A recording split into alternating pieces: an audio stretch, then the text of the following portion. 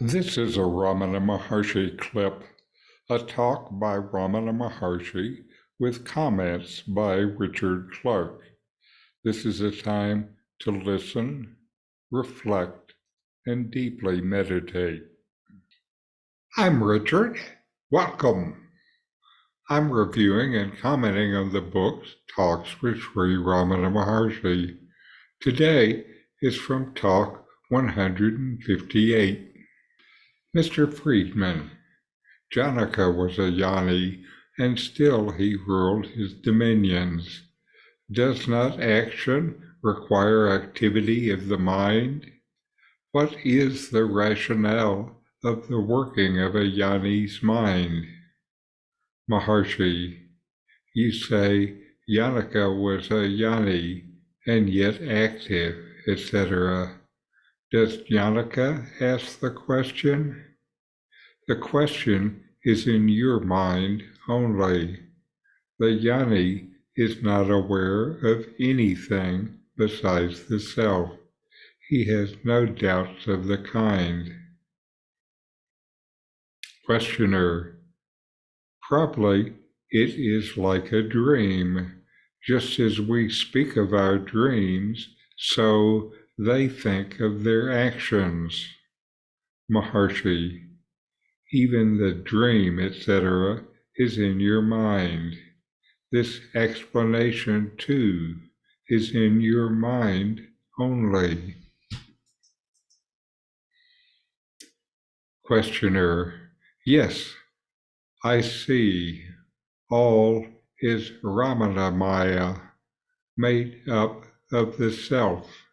Maharshi, if so, there will be no duality and no talk. Questioner, a man on realizing the self can help the world more effectively. Is it not so? Maharshi, if the world be apart from the self. In Talk 158, the dialogue between Mr. Friedman and Maharshi explores the nature of a Yanni, one who has realized the self, a Yanni's awareness, and the relationship between knowledge and action.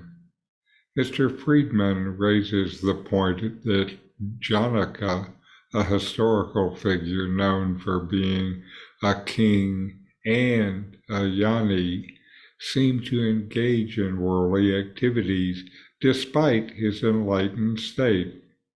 He questions whether action requires mental activity and seeks to understand the rationale behind the working of a Yanni's mind. Ramana Maharshi, in his characteristic directness, challenges the premise of the question. He points out that the very question arises in the mind of the person asking it, not in the Yanni's mind.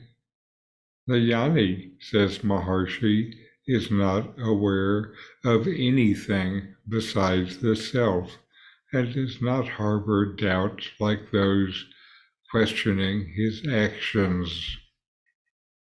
To further illustrate his point, Maharshi uses the analogy of a dream. He suggests that just as individuals speak of their dreams, the Yanni, if at all, speaks of their action.